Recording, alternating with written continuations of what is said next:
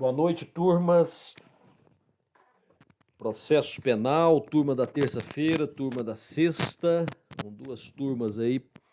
E nós vamos fazer a correção daquela lista de questões que eu passei via formulário para vocês. E aí, eu estava esperando dar aquela cota de 30 alunos resolvidos aí, tá? E agora nós passamos um pouquinho agora dos 30 alunos que já resolveram, tá? Então vamos fazer o comentário, como eu já havia citado, e até falei com alguns que as questões elas mudam de posição, né? Conforme você vai resolvendo aí, na medida que cada aluno vai entrando, a ordem é aleatória. Eu vou responder a ordem que eu coloquei, tá? Então, e aí alguém até me fala se as alternativas também mudam de lugar, tá? Eu sei que as questões mudam de lugar, mas as alternativas eu não sei, tá? Então vamos conferindo isso aí, tá bom? São só 10 questões, né? Então vamos lá, ó.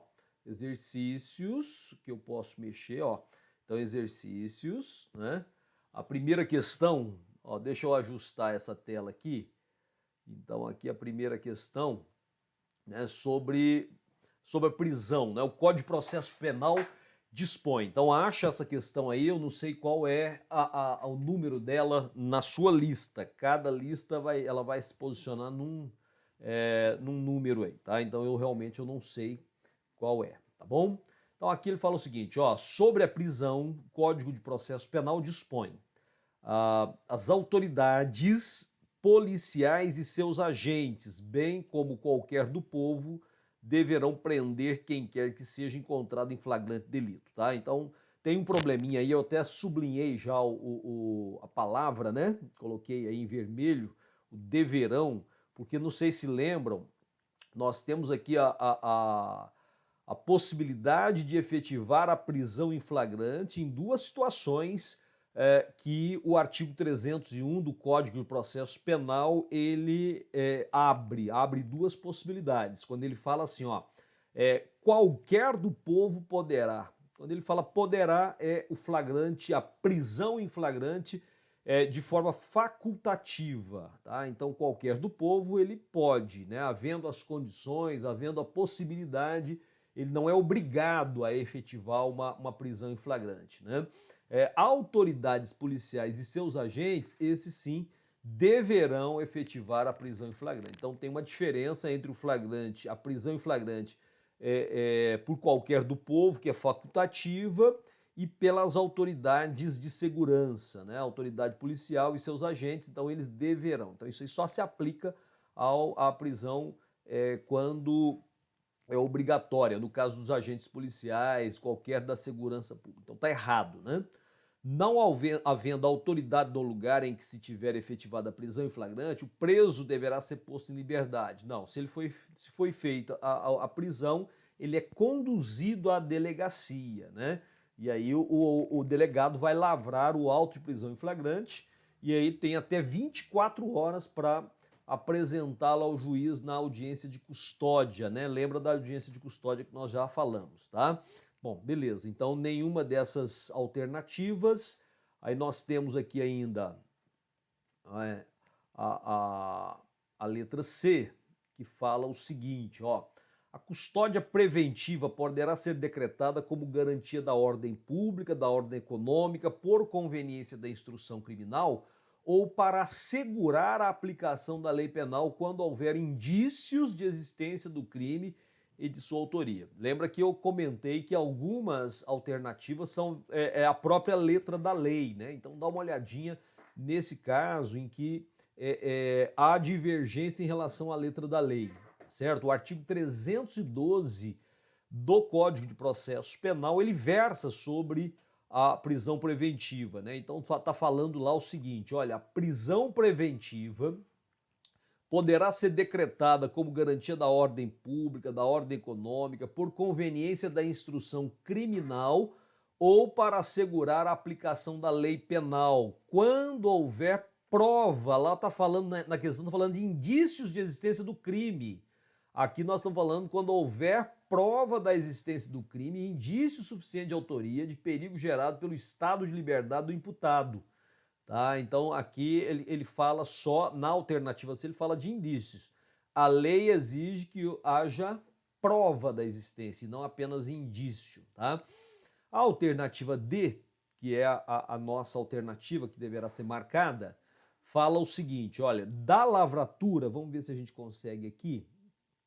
Não, não é isso que eu quero. Né? Da lavratura e agora, né? Ó, da lavratura, não é isso que nós queremos, voltamos lá, aí voltou, eu quero a marcação, não tem, ele tem só apontador, ó.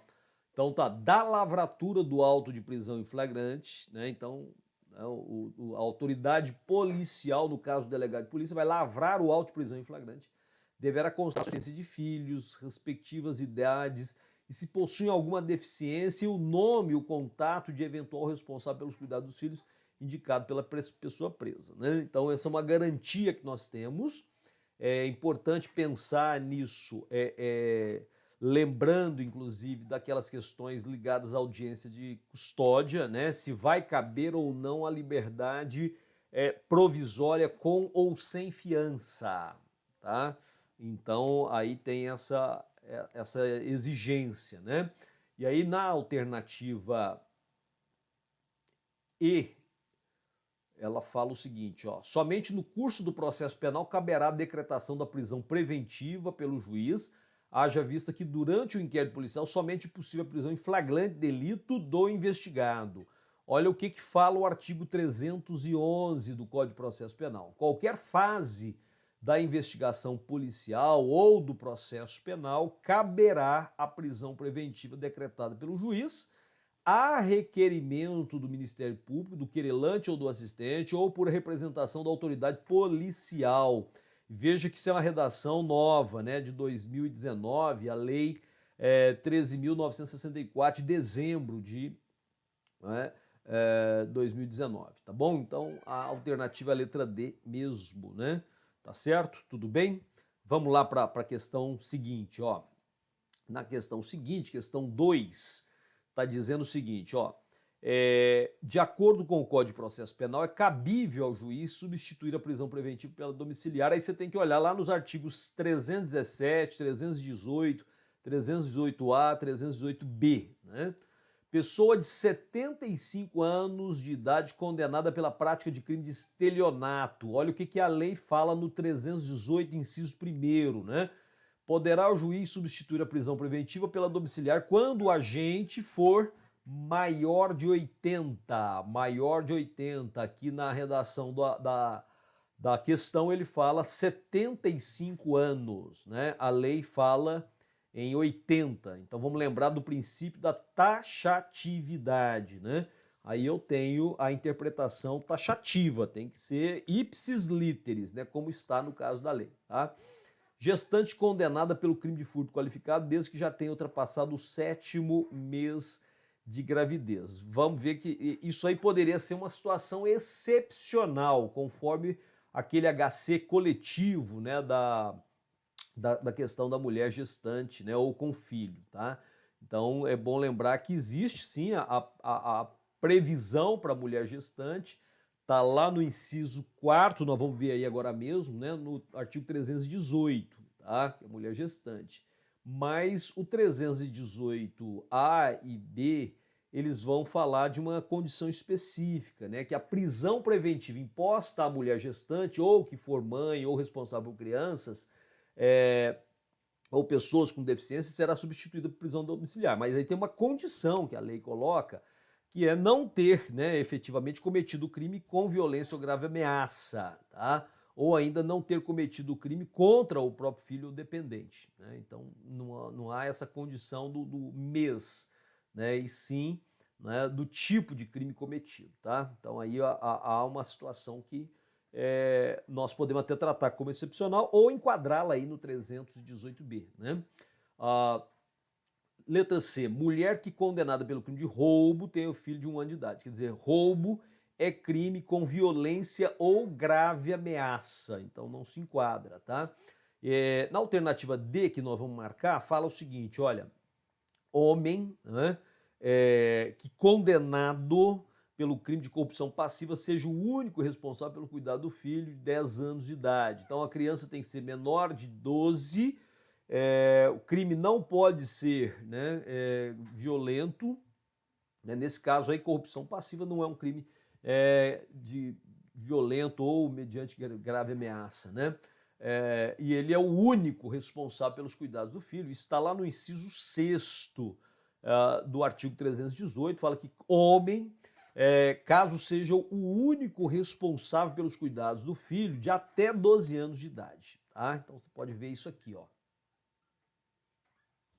Tá, cadê? Vamos lá. Ó, homem, no caso, seja o único responsável pelos cuidados do filho de até 12 anos de idade, incompletos, aí no caso da criança, né? Logicamente, mulher que tenha praticado o crime de abandono de incapaz contra seu filho, não pode ter cometido crime contra o próprio filho. É o que está falando no inciso 2 do artigo 318-A, tá certo? Então, lembrando que a prisão domiciliar, ela está disciplinada aí no artigo 300, nos artigos 317, 318, 318-A e 318-B, né? Olha aí, ó, a prisão domiciliar consiste no recolhimento do indiciado ou acusado em sua residência, só podendo dela ausentar-se com a autorização judicial, né? Lá no 318, ó, poderá o juiz substituir a prisão preventiva pela domiciliar quando o agente for maior de 80 ou ainda extremamente debilitado por motivo de doença grave, imprescindível aos cuidados especiais de pessoa menor de 6 anos de idade ou com deficiência, gestante, mulher com filho de até 12 anos incompletos, então criança no caso, né? Homem, caso seja o único responsável pelos cuidados do filho de até 12 anos incompletos. E no parágrafo único, a exigência, né, de prova idônea dos requisitos estabelecidos no artigo 318. O 318-A, que é uma redação de 2018, né, prisão preventiva imposta à mulher gestante ou que for mãe ou responsável por crianças ou pessoas com deficiência será substituída pela prisão domiciliar, só que sob determinadas condições, que estão aqui, ó, não tenha cometido crime com violência ou grave ameaça à pessoa, ou ainda não tenha cometido crime contra seu filho ou dependente. Tá? A substituição de que tratam os artigos 318 e 318-A poderá ser efetuada sem prejuízo da aplicação concomitante das medidas alternativas previstas no 319. Lembra que o 319 são as medidas cautelares diversas da prisão, e elas podem sim ser aplicadas de forma cumulativa, tá certo? Então tá aí, questão 2, prontinha, né? Questão 3, vamos lá. Em relação à prisão em flagrante, assinale a alternativa correta. Considera-se em flagrante delito quem é detido após a prática criminosa, ainda que não esteja de posse de objetos que relacione à prática delitiva, mas é foragido da polícia. Não, na verdade você tem aí 4 situações, né? Ele está cometendo o crime, aquela questão do flagrante próprio, né? Ó, são 2, né? Acabou de cometer o crime, tá? Ou é perseguido, né? Com elementos que façam presumir ser ele o autor do crime, ou ele é encontrado logo depois, tá? Então tem as situações aí constantes lá na lei, né? É importante pensar nessa questão, tá certo? Então, 301 lá do Código Penal nos dá essa condição, beleza? Resultando das respostas fundadas à suspeita contra o conduzido, a autoridade mandar recolher a prisão, cabendo análise de cabimento de fiança sempre ao juiz de direito. Não, há casos que o delegado mesmo pode estabelecer a fiança, e nós temos aí, olha, não dá para ser com fundada suspeita contra o conduzido. Nós temos que ter, né, aquelas 4 situações descritas no artigo 301, senão não é prisão em flagrante, tá? Na alternativa, deixa eu só diminuir isso aqui, ó.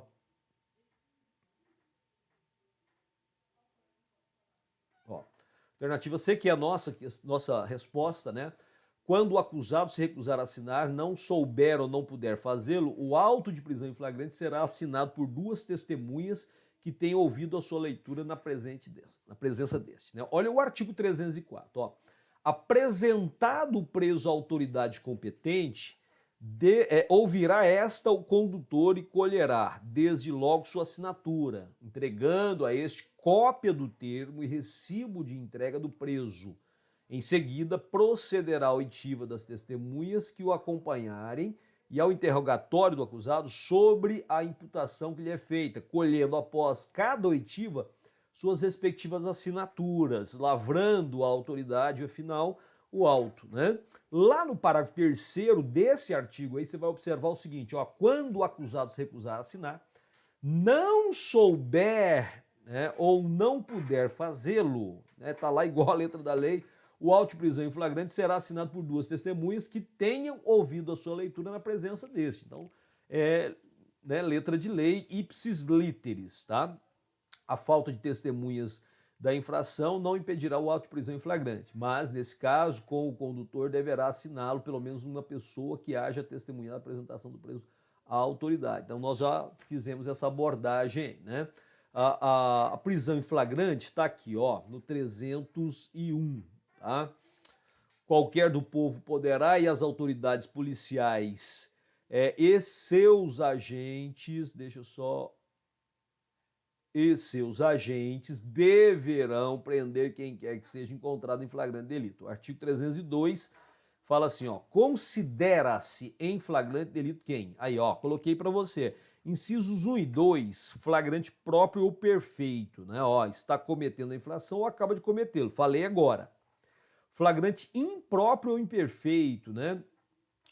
O quase flagrante, né? Aí eu tenho quase flagrante, flagrante próprio ou imperfeito, é perseguido logo após pela autoridade, pelo ofendido, ou por qualquer pessoa em situação que faça presumir ser o autor da infração.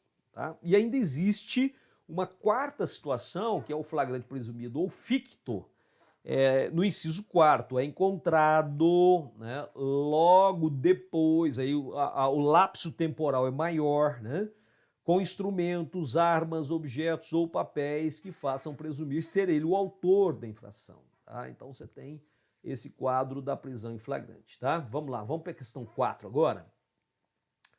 Fala assim, ó, Roberto cumpre pena privativa de liberdade em presídio situado na cidade de Florianópolis. Na comarca de Porto Alegre, olha, outra unidade federativa, lá no Rio Grande do Sul, né? Você está então em Santa Catarina, Roberto está cumprindo PPL no presídio, né? E eu tenho, na comarca de Porto Alegre, lá no Rio Grande do Sul, foi instaurada ação penal em seu desfavor por suposto cometimento de crime de roubo e realizada a sua citação por edital, né? Eis que não foi encontrado nos endereços constantes dos autos e não havia informação de sua prisão. Então, lógico que ele não foi encontrado porque ele está preso, né, lá, né, em Florianópolis. Tá? Nessa situação é correto afirmar, olha só, a citação por edital é nula, porque cabe ao juízo diligenciar por todos os meios e em todas as situações para obter o correto endereço do réu, né? O Brasil é grande demais, são 27 unidades federativas, não dá para fazer isso, né? Não tem um sistema que trabalhe integrado aí para permitir isso. Essa matéria está sumulada, inclusive, vamos ler a súmula aqui, ó, súmula 351 do STF, dizendo que é nula a citação por edital do réu preso na mesma unidade da federação em que o juiz exerce a sua jurisdição. Quer dizer que se ele está preso em Santa Catarina, Florianópolis, né? E aí eu tenho uma citação por edital em Santa Catarina, essa citação é nula, tá? Dentro da unidade federativa em que o réu se encontra preso, aí eu não posso ter citação por edital. A citação do réu preso é pessoal, né? Entendeu? E aí então é importante a interpretação da súmula. Na alternativa B, encontrando-se o preso, o réu, a sua requisição supra a citação pessoal. Claro que não, né? O preso o réu durante o curso do prazo de intimação por edital da sentença condenatória, essa intimação permanece válida, também não. Né? A citação é válida porque cabe ao réu informar o juiz sobre o seu endereço. Ora, e ele está preso, como é que ele vai informar, né? A citação é válida, citação por edital, lembra lá que ele está falando, olha, Roberto cumpre pena privativa de liberdade em presídio situado lá em Florianópolis, né? Na comarca de Porto Alegre, não é isso que está falando lá na questão, foi instaurada ação penal em desfavor desse por suposto cometimento de crime, tá? De roubo e realizada, vai olhando lá, né? E realizada a sua citação por edital. Réu preso, citação é pessoal, né? Principalmente se for no caso da mesma unidade federativa. O problema é que ele não está na mesma unidade federativa, tá? Ele está em outra unidade, né? Então tá aqui a letra E. A citação é válida, vale por edital, em razão de encontrar-se preso em outro estado da federação, nos termos do entendimento consolidado do STF. E aí no consolidado ele está falando isso, é a súmula 351 do STF. Ó, é nula a citação por edital do réu preso na mesma unidade da federação em que o juiz exerce a sua jurisdição, tá? Então ainda tem aí os artigos 360 e 361, ambos do CPP. Se o réu estiver preso, será pessoalmente citado. Tá? Se o réu não for encontrado, será citado por edital com prazo de 15 dias. Ora, se ele não foi encontrado, não é, e ele não está preso, ele não foi encontrado porque está preso em outra unidade federativa. Então, nesse caso, procede-se a citação por edital. Tá? Vamos lá para a quinta questão.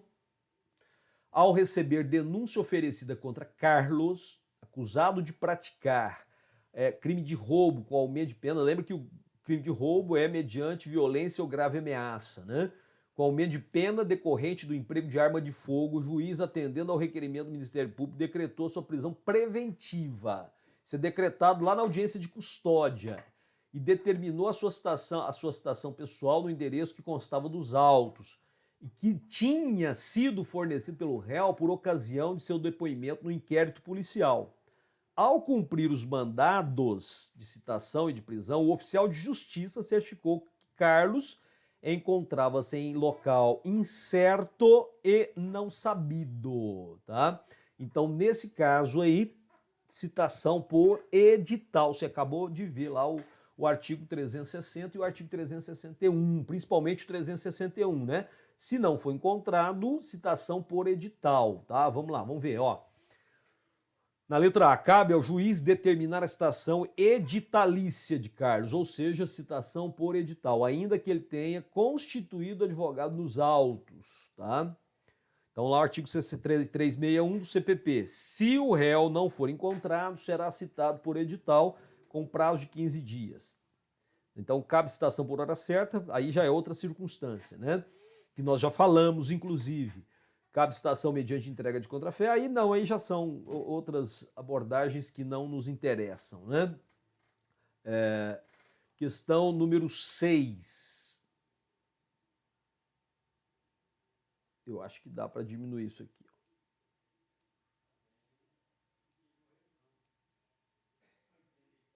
Ó, de acordo com o entendimento do STF, o uso de algemas, né?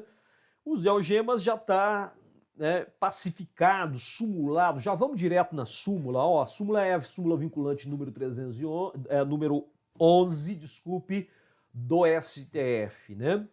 Diz o seguinte a súmula: só é lícito o uso de algemas em caso de resistência e de fundado receio de fuga ou de perigo à integridade física própria ou alheia por parte do preso ou de terceiros, justificada a excepcionalidade por escrito, sob pena de responsabilidade disciplinar, civil e penal do agente ou da autoridade e de nulidade da prisão ou do ato de processual a que se refere, sem prejuízo da responsabilidade civil do Estado, né? É exatamente isso que ele está discutindo na alternativa C, ó, ensejará a responsabilidade disciplinar, civil e penal da autoridade que o determinar caso seja injustificado. Então, o uso de algema tem que ser justificado, tá certo? E aí nós já lembramos também da questão da Lei 12.403, lembra? A gente citou bem essa lei aí, que promoveu reformas importantes em 2011, alterando, né, o padrão, a regra era a prisão, agora a regra é a liberdade, tá? Então é importante pensar nisso aí. Bom, embora existam motivos para a prisão, aí ela tem que ser efetivada, né? A questão número 7. Se um acusado citado por edital não comparecer para defender-se em ação penal pelo crime de falsidade ideológica, nem constituir advogado, o juiz, né, poderá determinar a produção de provas consideradas urgentes. Tá? Isso é letra de lei, tá? Então não tem discussão. Lá no artigo 366 do Código de Processo Penal, diz assim, ó, se o acusado citado por edital não comparecer nem constituir advogado, ficarão suspensos o processo e o curso do prazo prescricional, podendo o juiz determinar a produção antecipada das provas consideradas urgentes e, se for o caso, decretar prisão preventiva nos termos do disposto do artigo 312. 312 é sobre a prisão preventiva, né? Então, nos casos aí, no caso de provas perecerem, né, de testemunhas poderem esquecer, né, tem vários problemas que justificam a antecipação de provas que são consideradas urgentes e o juiz pode fazer isso. O artigo 366 me dá essa garantia, tá? Tudo bem? Vamos lá, questão número 8, tá acabando, hein? De acordo... Vamos aumentar aqui. De acordo com o Código de Processo Penal, se o réu estiver preso, deverá ser citado pessoalmente, né? Artigo 360 do Código de Processo Penal, se o réu estiver preso, será pessoalmente citado, tá? Já é antiga essa disposição aí, né? Então tá. Questão número 9. Conforme entendimento dos tribunais superiores sobre a prisão domiciliar prevista no Código de Processo Penal, é correto afirmar medida cautelar alternativa à prisão incompatível com detração. Bom, são coisas diferentes, né? No caso aí, a detração é a subtração do tempo de prisão já contabilizado, tá? Como ela não é uma modalidade, né, autônoma, seria uma forma, né, de prisão preventiva, então é contabilizado, tá, como detração. Caso ele venha a ser condenado, né, o tempo de prisão que foi estabelecido lá na condenação para ser executado, subtrai-se o tempo que ele passou em prisão preventiva. A prisão domiciliar é uma forma de você ter a prisão preventiva, né? A medida é destinada apenas às mulheres presas? Não. Tem várias possibilidades destacadas lá no artigo 318, lembra dele, né? Como, por exemplo, maior de 80, né? Doença muito grave, então está extremamente debilitado por causa da doença grave, e aí aquelas condições de homem que cuida, né, de filho ou filha com menor de 12 anos, se ele é o único a ter, né, a condição de cuidado, mulher na mesma condição, tá? E assim por diante, né? É vedada quando a acusada for reincidente, crime doloso, bem como quando o crime for cometido pela mãe contra o seu próprio filho. Bom, é vedado em algumas situações, né? Então aí tem que ser analisado, e lá estão as situações, tá? Crime violento ou grave ameaça, tá? E assim por diante, beleza? Basta consultar, nós já fizemos a leitura dela. Caso haja dúvida acerca da condição de guardião dos filhos, pode o juiz solicitar laudo social, desde que já efetive a medida em favor da mulher, porque tem um HC, né, coletivo, tá? Mas o parágrafo único do artigo 318 diz que para substituição o juiz exigirá prova idônea dos requisitos estabelecidos no artigo, tá? Lá no 318, né, fala que pode ser aplicado concomitante às penas alternativas, tá? As medidas alternativas do 319, tá? Então, realmente é uma garantia à mulher, né?